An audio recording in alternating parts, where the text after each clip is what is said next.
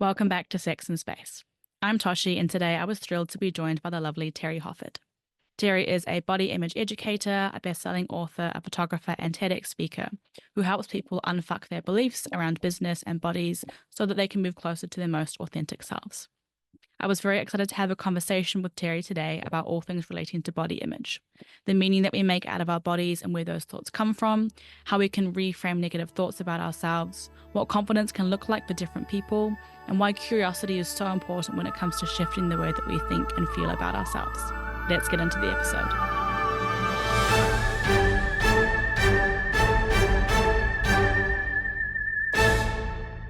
Teri, thank you so much for being here with us today. Very excited to talk with you. Thank you so much for having me. And I wondered just, to kick things off, if you could maybe introduce yourself to our listeners about who you are and what you do. Sure, I'm a body image educator, photographer, and author, and basically I help people unfuck their brains a little bit around bodies and business, and so they can move a bit closer to their most authentic selves. And how did you get involved working in this kind of space? So I've always been a creative kid, and I was in the photography industry from the time I was, in my late 20s. And I did what everyone does right at the beginning, which is become a wedding photographer, because that's what you're kind of pushed into.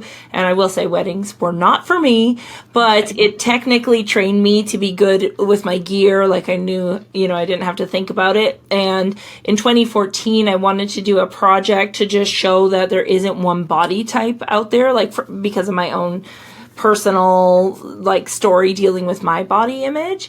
And I had 75 people respond to this project that I got to photograph, and immediately I knew that's the type of work that I wanted to create, was helping people embrace their bodies by using photography as the catalyst.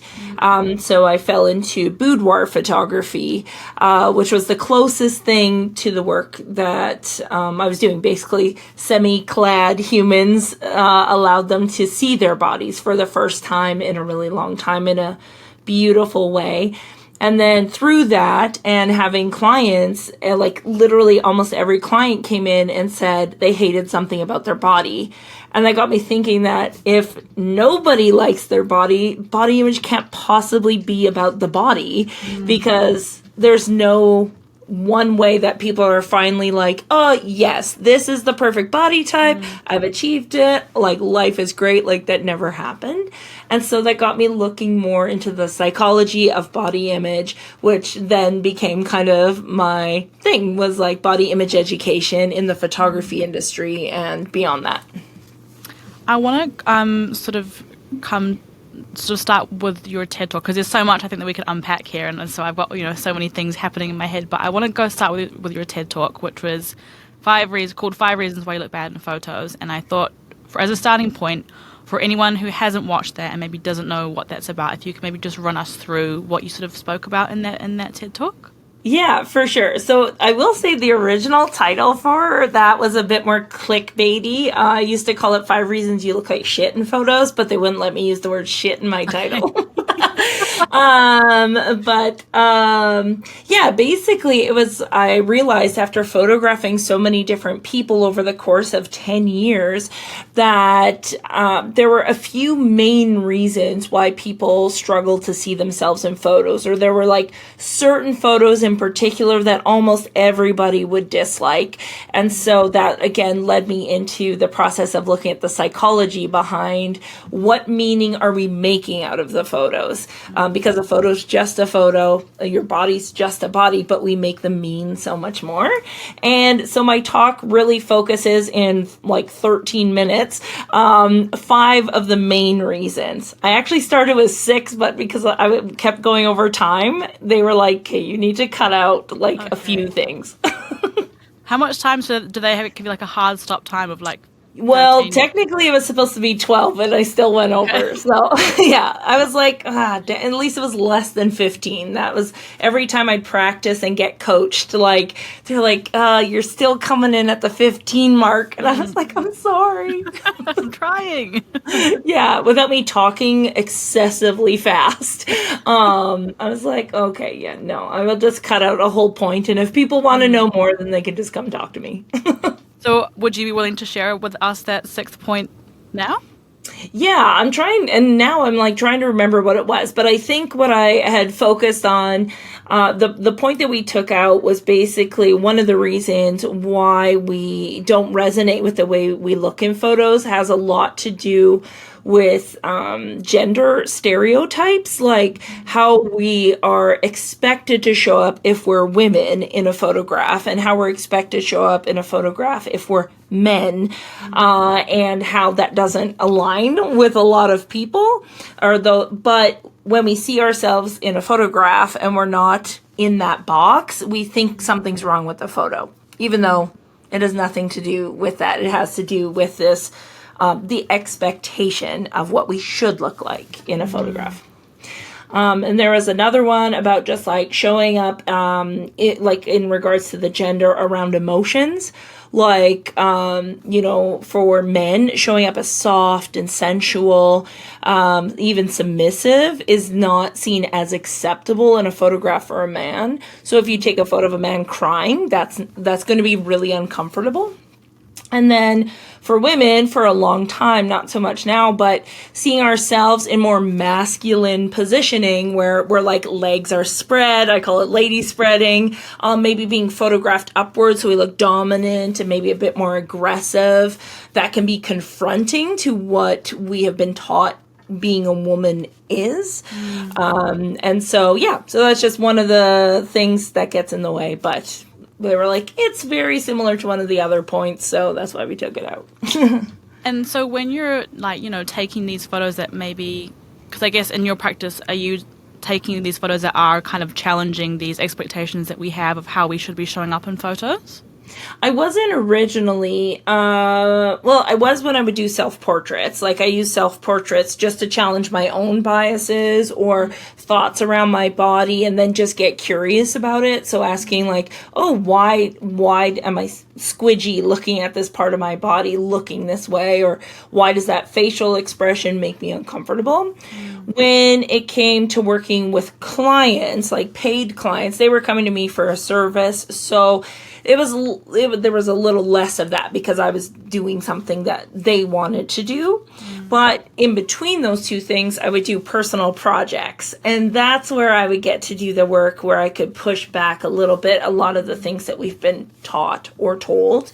Again, just using photography as the medium to kind of translate these unspoken rules that we have about what it means to be either a woman or a person. I did a project for trans folks on what it means to be trans because I'm not the expert on that, but they are. So photography was like a safe way to get people in to talk about really difficult conversations maybe, or made it easier to talk about things that they would have a harder time talking about just one-on-one. Having the camera there kind of gave it a purpose so I could collect data on these like really difficult human experiences that people have. It really comes back to that, like you were saying, that mindset thing, like, what you said at the beginning, how if so many people are feeling a certain way about their body, it's not the body, it's the mindset that comes into it. And I wonder, is there like and from all of the years of the work that you've done, is there like a takeaway or like some thoughts that you have about that you'd want to share with our listeners about in terms of mindset and body image? Oh, absolutely. And it goes beyond even just body image. Like everything that causes you stress is a thought that's been created. And most of the time, those thoughts weren't even created by us. They're perpetuated by us in our adult years, but those are ideals created by somebody else. Like the first time I can't even remember where I heard it, but somebody's like, literally every thought we have is created. It's not like a hard defined program. It can be changed. And like, that is just so hopeful that the way that we think, and I was actually just thinking about this in regards to myself, who I was even 5 years ago is so different. The way I think now is so different than how I thought 5 years ago, just by prioritizing the different like mindset things that I wanted to work through or overcome. And so for anybody that's out there that's like, yeah, I hate my body and I hate hating my body. Well, those are thoughts. So you can like catch the thought that you have that makes you dislike your body, and then get curious about it, because you'll understand that that's probably your parent's voice. Usually it's a parent. Interesting. And then I say, give that voice a name, because when you hear that thought come up, then you can be like, Janet, take a hike. Like, it kind of puts it outside of yourself. But when we get rid of something, we have to put something in its place. So what is a new thought you can have that helps you become the person you want to be? So let's get rid of the old thought, but we have to create a new thought in its place. And so that is like it sounds easy, but it takes time and it's difficult. But it is worth it, because in just a year or 2 years, you'll notice a huge difference. Yeah.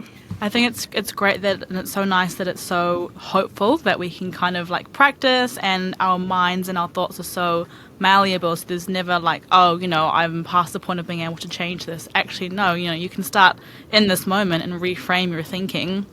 Yeah. And I kind of coming back to, giving this voice in your head a name reminds me of something that you mentioned in your book. And you were talking about how it's important to show up for ourselves and our relationship with ourselves in the same way we'd show up in a relationship with someone else.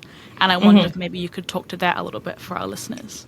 Yeah, I just think as somebody that identifies as an empath, it's a lot easier for me to do things for other people than it is to do things for myself, or to hold space and give compassion for how other people behave or react or whatever.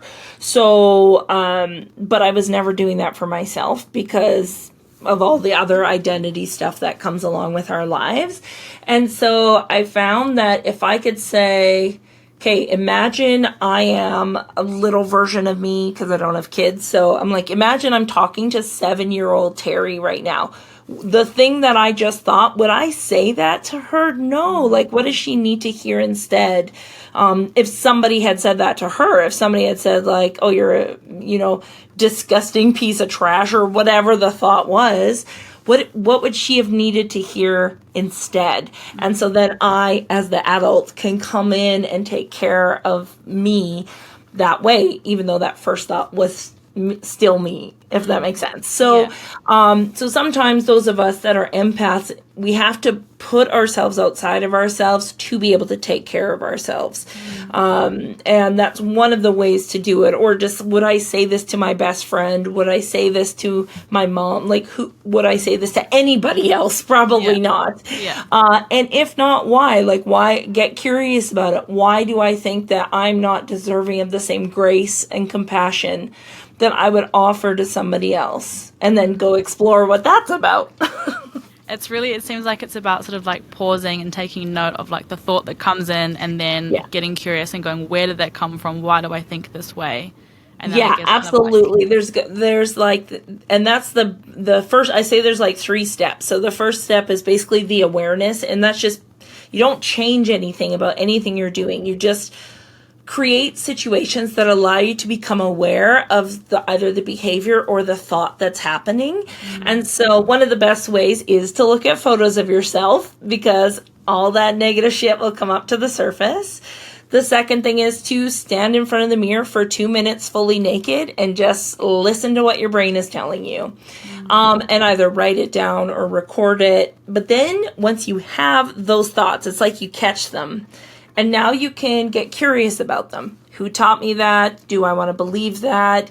Is this helping me be the person I want to be? Who's profiting off of me thinking this thought? Who is not profiting off of me thinking this thought? Is this affecting anybody else? Like, there's so many questions you can ask around it. And then you get to what I call the third step, which is what's considered, or what I consider to be, empowered action. So you can choose to say, you know what, I'm not in the mood. I'm just going to accept my fate. This is my thought. Or you can choose a different way of thinking or choose a different behavior. But either way, it is your choice. So as opposed to when we're just like, oh, it's just the way I've always thought, so I'm just going to think that forever. That feels pretty disempowered, right? Being able to choose So that first gap between just like being aware and then you can put something in its place of curiosity. Usually it's followed by judgment thanks to the body positivity movement, ironically, because then we're like, oh no, I'm not supposed to have a bad thought about my body, and now I feel shame that I've had shame about my body. So it's like a double whammy of shame, and it's just, no, don't do that. Just get curious. Just get curious. I think curiosity is a really nice space to come from with that, because I mean that it takes the judgment out of it, and so you can kind of just keep asking questions and go, where does this come from and why, and not blaming yourself for a thought that, like you said earlier, has come from somewhere else in the world. It helps to redirect the emotion, but it also allows you to unpack it a little bit and be like, I didn't even realize I was thinking this, it's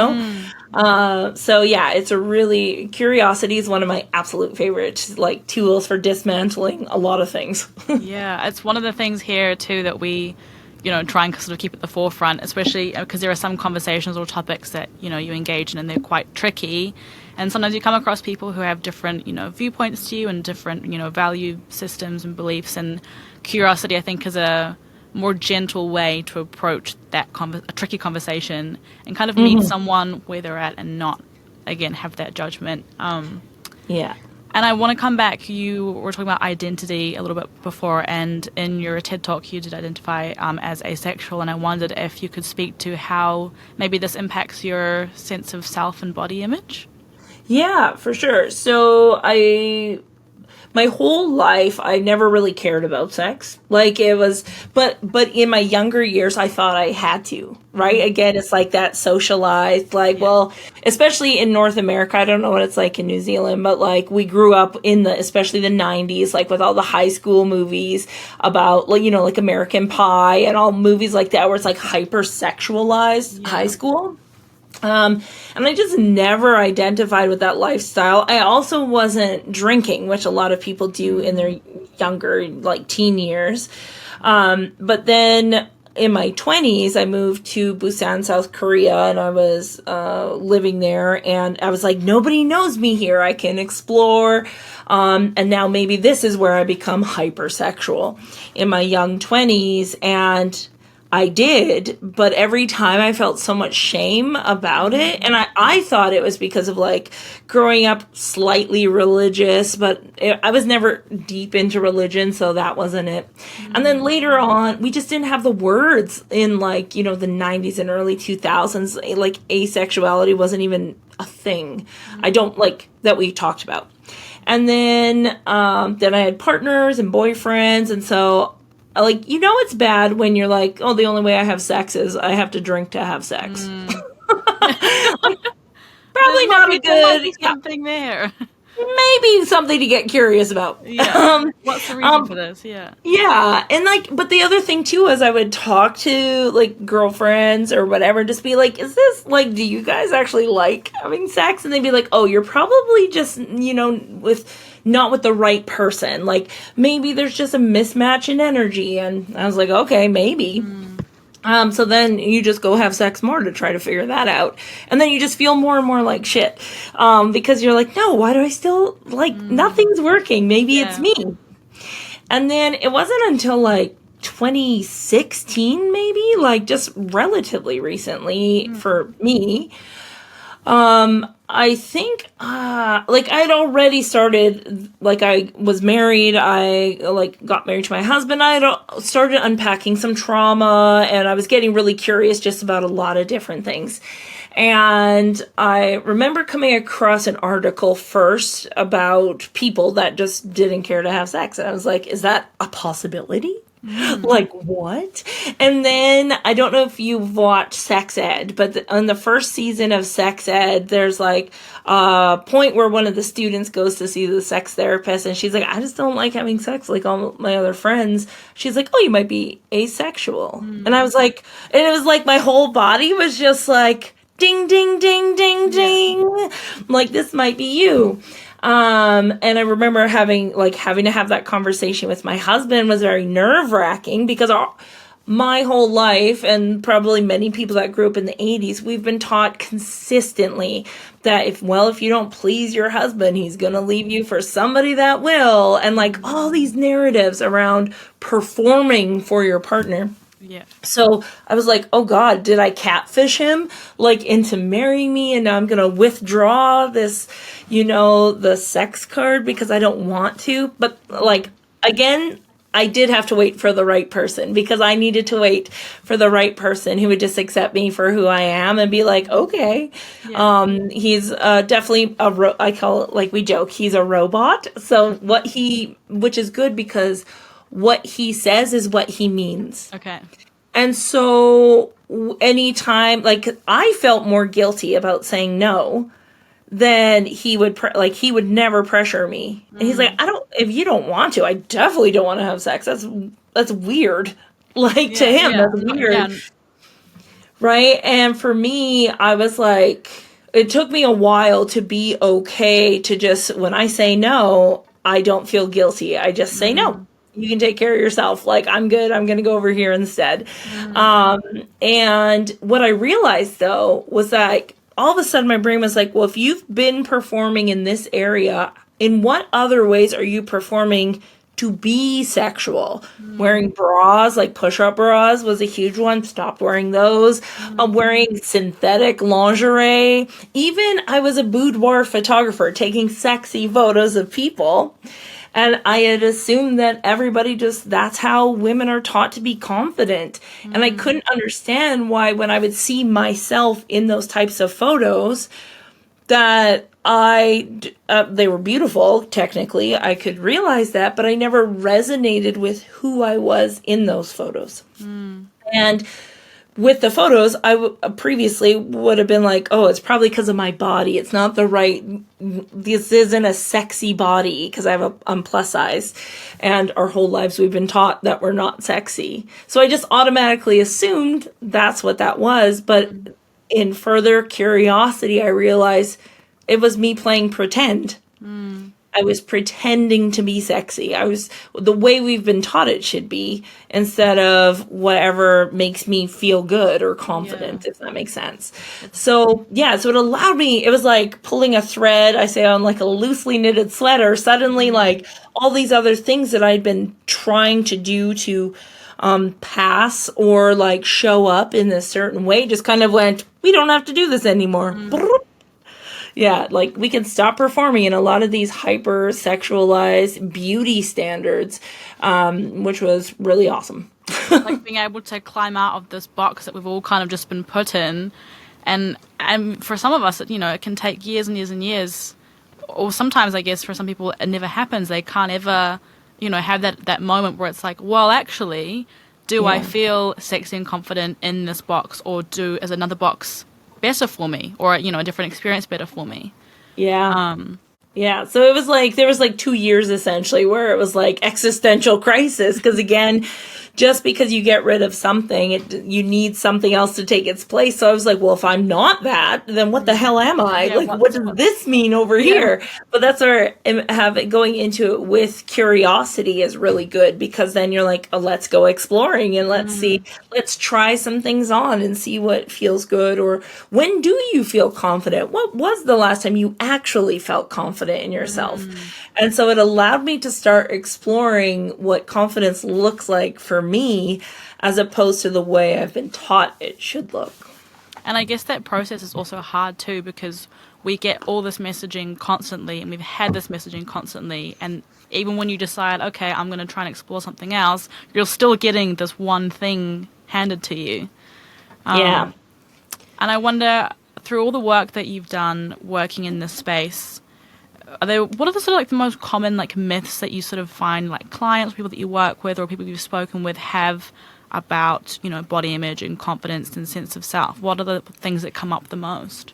I think the biggest thing is, well, there's so many different ways. Number one is like the whole reason I started that project I did in 2014 was to show that there isn't one body type. And so there's still this perpetuated myth that if we all follow the same diet and we all do things the same way, then our bodies are going to look exactly the same. And that's not true at all. But it's this idea that we believe that there's one way to do everything. Like this is the right way to do something. This is the right way to feel something. This is the right way to experience something. That's how they can sell us stuff, right? Because, well, this is the way that it does. Yeah. And it's this idea that there's the right way when in fact there is no right way. There is only the way that is right for us. Yeah. And that can be scary though, because humans at their core just want to belong, and to go against the grain of what everybody else is doing is really scary, like for our subconscious brain. And so I get it why we want to fit into the one way that everybody else has success, or is doing this or has their body. But it doesn't mean you'll be happier if you try that, because it may not be the right way for you. And you get tired trying to pretend to be that, to be the right way, if that makes sense. It's not sustainable, I don't think. Well, it's the thing, it's the choice. It comes at a cost of your own sense of self. And your authenticity, because, yes, you have the sense of belonging, but at the cost of yourself. Yeah, actually, have you seen Inside Out too? I haven't. I've been meaning to, though, because I've seen it. I just saw it last night. That's why, because that's literally what the whole premise of that is, because she's in her teenage years, but like about this idea of like who she is versus who she thinks she has to be in order to fit in and belong. And then how do those things work together to make us human in that way. But yeah, it's literally that idea. And I feel a lot of us go through, they say the first half of your life is being told who you are, and the second half of your life is figuring out who you want to be. Like you get to choose now at this point, which is kind of fun, I think. It is. It's sort of like a second kind of like puberty in a way, and growing up, but you've got more control and more knowledge to arm yourself with this time, so you kind of get to have more agency in terms of picking and choosing which direction you want to go in. But it's also like that part is so overwhelming for so many people. Like that's why, like that's the standard midlife crisis. I call it the midlife awakening for many of us, because it's like, well, you get to choose. Is it going to be a crisis, or are you going to use it for you? But we've been told like it's so much easier if somebody just tells you what to do, or how to be, or how to feel, because then you can blame them when it all goes to hell. But if I'm choosing, then I have to suffer the consequences of my decisions, and that's sometimes very squidgy. It's that sort of like sense of responsibility and ownership that kind of comes with it. And from the project that you did, is there like any really like memorable moments from that kind of still stay with you? Because it's been 10 years now. 10 years. There's still moments that you just sort of look back and go, wow, that was like a real like aha moment. Well, I think the biggest thing was just as a creative entrepreneur was actually that project, whatever I felt in my body as a result of doing that project, literally made me stop doing, like in 24 hours, I built a new website and I had no doubt what direction I was going in with my career. Like, even if it made no logical sense, it made everyone else was like, what are you doing? That's not a thing. Nobody, like at that point, nobody was photographing plus size people, but I was so focused on why it had to be done that I just like dove head first and was like, screw the consequences, we'll figure it out. Like that ballsiness that I had was like pretty impressive. But as far as like the attendees go, like the people that participated, what was really cool was that like there was just so many different people they could wear. Basically, the premise, I'll give you the premise of the project. Essentially, it was going to be a 5 to 10 minute photo shoot. People could wear as much or as little as they wanted. The whole point was to celebrate their body as it is, not what it should be, in whatever way that looked like for them. So it was just on a basic backdrop. I photographed it half in my father-in-law's garage and the other half in like a shared studio space here in my city.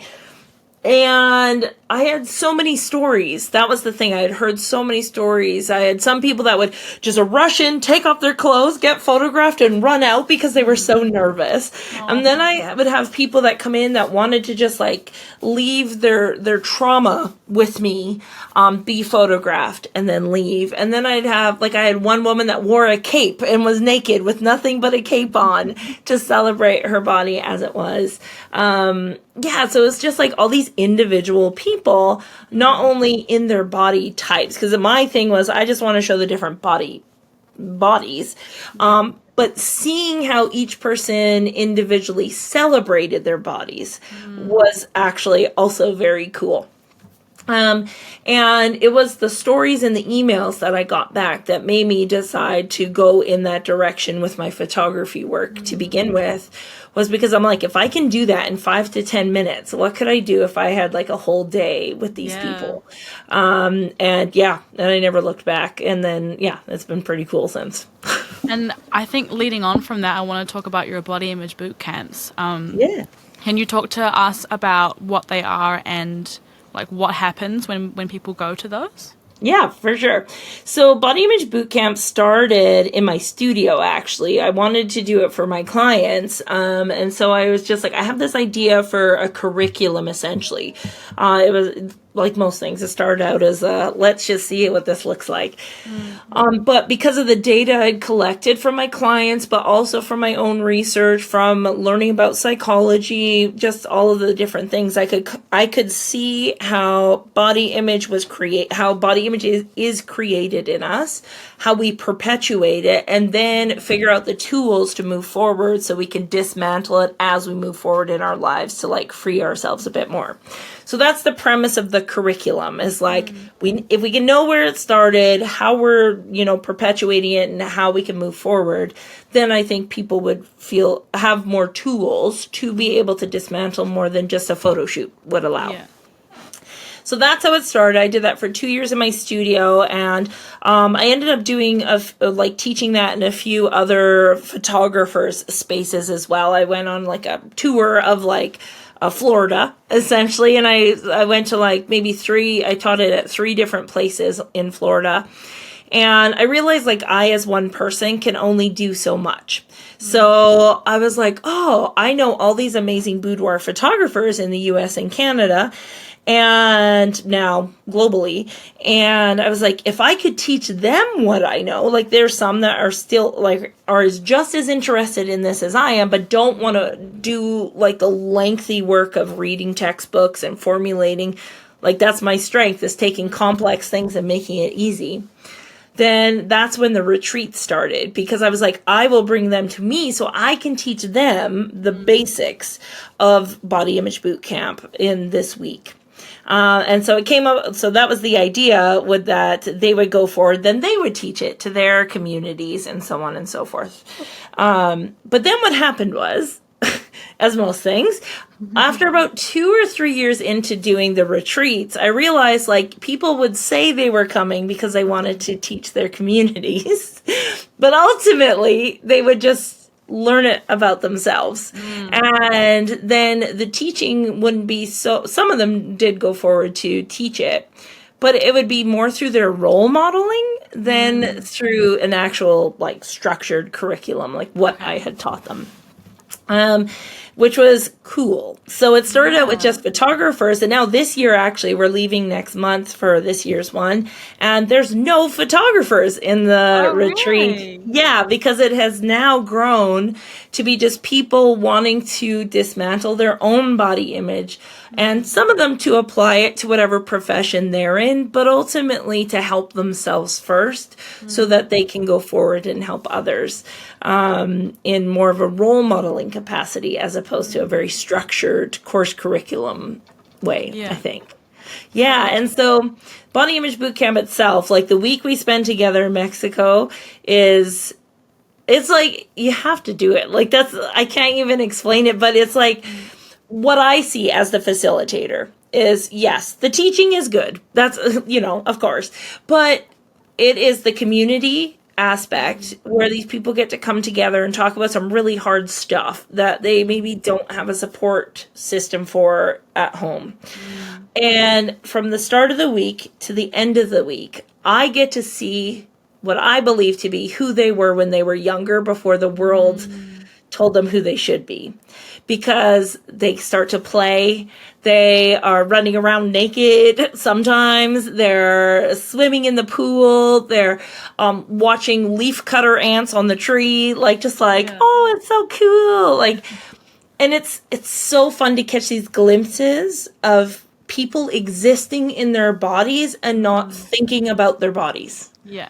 It's the most cool thing to witness. So that's my perspective on what happens. But the feedback I've gotten is pretty good. They also have a hard time explaining it. It's like, it's amazing.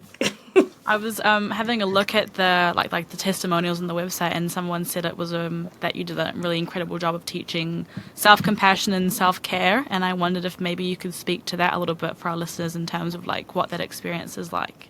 Oh, sure. So one of the things, if anybody is a retreat facilitator, feel free to take this. Number one, we instill mandatory nap times. Oh, I love that. Yeah, because it is a lot of content. But the biggest thing is like, and at first I was so afraid to do that because, you're like, oh, I need to pack it full of stuff so people get their value. But I was like, no, what is the point of this? And it's about listening to ourselves and our bodies. And I realized there were some people that really like to, they will disregard their body's needs in order to just hang out with people that maybe don't have those same needs. So I was like, no, everyone goes to their room at the same time and they all have a nap or quiet time. And at first I get like, it's funny because they'll be like toddlers and they'll like push back some of them. And then by the end, they're like, that was my favorite thing, actually. And then the other thing is when they go to their rooms, on the back of the door, we have like grounding techniques because some of the stuff we talk about in Body Image Bootcamp can bring up a lot of stuff that they have locked away, and it just kind of comes out in conversation. And so it can be overwhelming a lot of the time. And so, so we allow space for that kind of grounding to happen, whether that's shaking the body, deep breathing exercises, dancing, whatever, napping, whatever the thing is, to kind of say, yeah, it's okay that you feel this way. And now let's like, here's some ways that you can gently like move through it instead of coping. Because I think a lot of times when you think like a Mexico retreat specifically, you'd be like, well, just get the tequila and it'll be fine, or drink a Corona. But while we don't say like no alcohol at all, we do discourage drinking because we do want people to sit in the feelings, because that's a big part of body image, is that our bodies become the representation of all the shit we feel about ourselves. And it's, being able to like sit in it and kind of, rather than use something like alcohol to sort of like push it down again, I think the only way to move through it is when you are sitting in it that way. Yeah, and I think too, like, in a much more matriarchal way, it's like allowing the other attendees to hold you in those spaces is really hard for empaths, right? Like givers, it's really hard to receive. So when you don't have a choice, it's really liberating. It's scary. It's almost like, that first, like when you're about to tear up and if somebody was to hug you, like the dam would burst. Yeah. Is what happens. And it's scary. And like, this is coming from something that I remember my friend Beth, like who helps me with Body Image Bootcamp, was like, what are you afraid of? Like, if I hug you too long? Cause I'm like, okay, that's good. Like, I'm like, if you were to hug me and not let me go, I would break.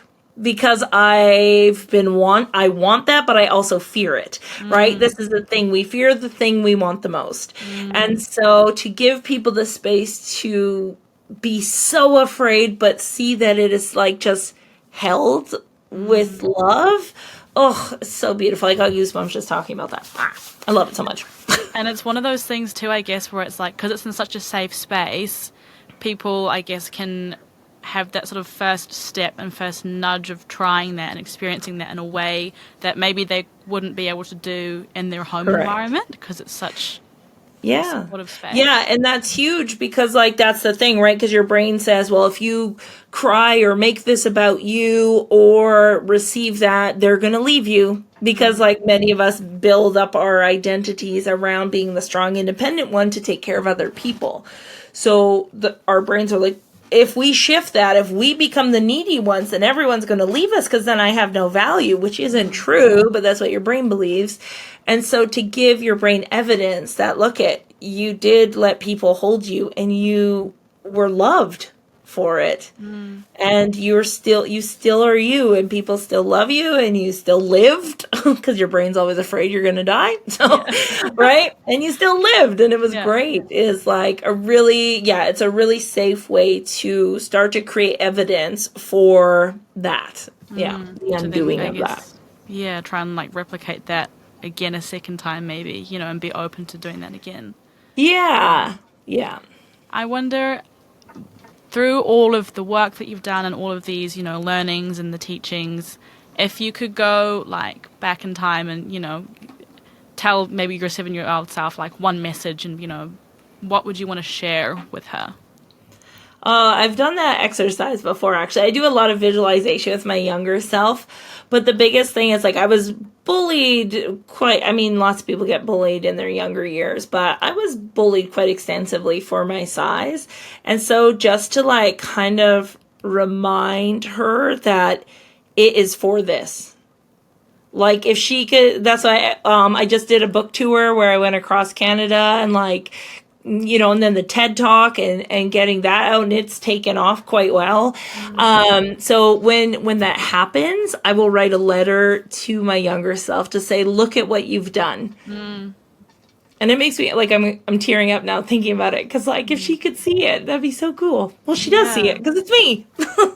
I was looking through, like, when I was watching the TED Talk, and I was looking at the comments, and so many people they resonated with it, and they were so moved by it, and they, people were saying, like, I've come back to this multiple times now, because I think it's one of those things that we get so many of these messages constantly, and it becomes such so tied to ourselves and our sense of self and identity, and so having someone say, actually, like, you can actually, like, step out of this, and treat yourself with kindness, and and even if you don't treat yourself with kindness sometimes, that's okay too. That doesn't happen every day. And I think I was thinking this when I was reading your book, like, cool, I read it once and that's fine, but it felt like one of those things I would come back to, and like highlighted notes and things, and it's one of those things that you kind of absorb like a sponge again and again over time until they sort of sit here, those messages. Well, and psychologically, we do have to hear things have more truth the more we hear them. So if we are hearing all the time, like, your body's a piece of trash, which, thanks capitalism, we hear a lot. Our brain does believe that to be more authoritative than the one-off person that says, no, your body's good. It's doing its job. Like, appreciate it. We do physically need to listen to it much, much more. And so that's why I remind people, like, our brains love negativity, so it's going to go there on its own. We have to be, if you want to change the way you feel about yourself, whether it's about your body or anything else, you have to be intentional about that work. And you have to listen to the podcasts and listen to the TED Talks and read the books and do the work and the journaling and the curiosity, like, because your brain wants the easy way out. And so our job is to help it by giving it the fuel that it actually wants to make you live the life you want.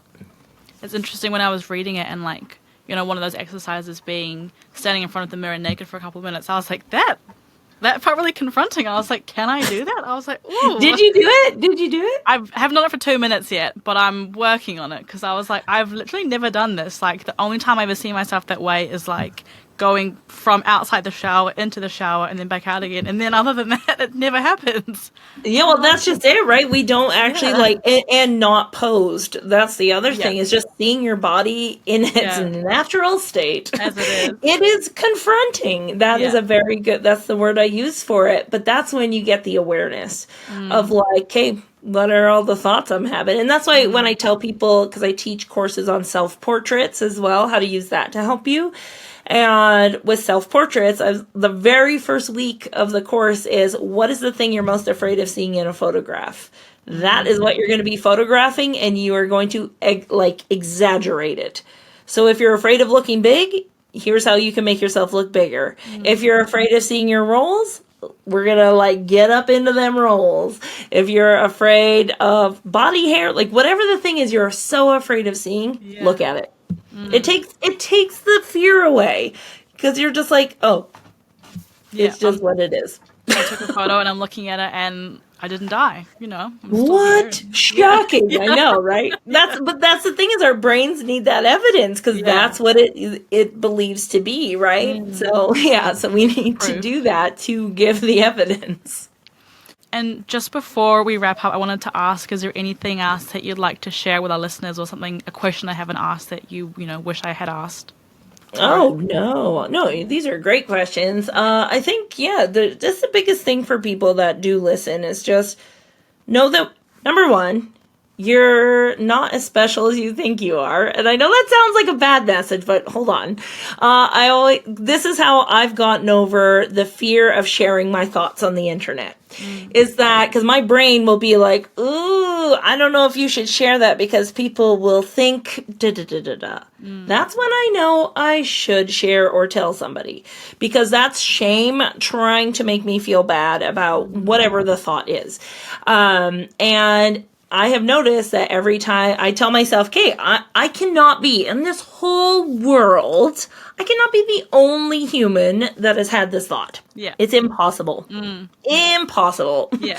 Right? So I'm like, my hope is that by me sharing this on the internet, it will get to the one other person in the planet that has the same thought. And wouldn't you know, there's usually more than one. Yeah. But whenever your brain tells you, oh, nobody's going to understand this, not true. You're not alone. Other people have gone into debt. Other people hate their bodies. Other people don't like those parts of themselves. You're not too much of anything. You're just right the way that you are. So whatever your brain is telling you and trying to fill you with shame, it's a lie. Basically. So tell somebody and you'll realize you're not alone. Yeah. Is what I'm trying to say. Yeah.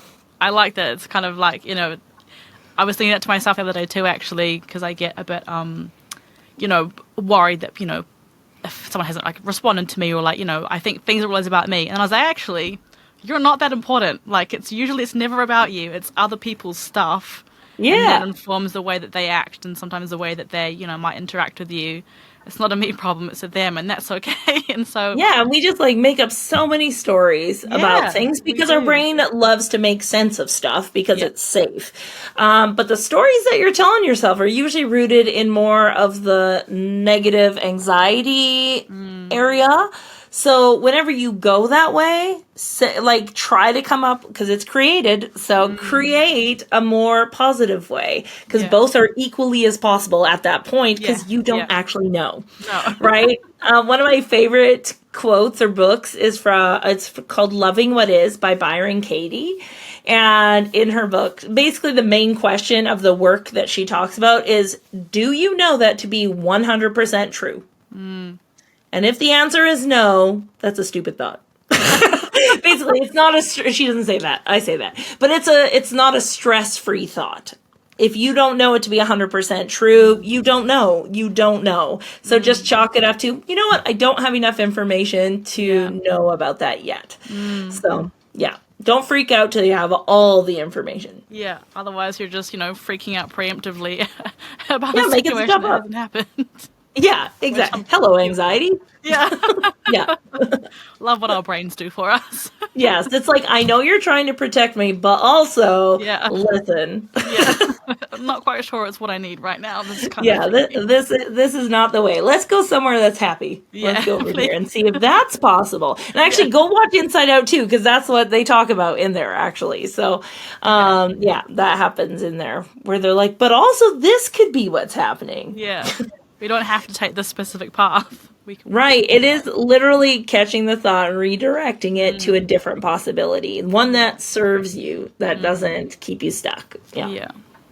And just to conclude, I wondered if you could maybe share with our listeners where they can find more about you and the amazing work that you're doing, and where they can access that. Sure, the best place would probably be on Instagram, and it's just my name, Teri Hofford, but I will spell it because everyone always puts 2 R's in. So it's TeriHofford. And then my website is the same, terihofford.com. And those are probably the 2 biggest places. You can get on my newsletter. Sometimes I'll have musings that I send out that way. And if I release any courses or retreats, body image bootcamp, things like that, that's all in there as well. Amazing. Thank you so much, Teri, for your time and for sharing your insights and your knowledge and all this, wisdom that you've taken from all of your learnings across the years. It's been really lovely to speak with you. So thank you so much for being here. Oh, thanks for having me. I loved it.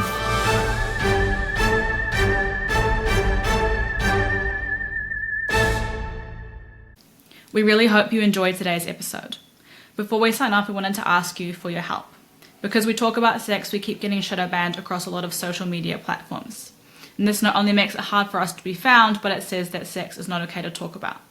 Not only is sex okay to talk about, it's totally essential, because more knowledge equals better outcomes across a whole bunch of measures for all of us.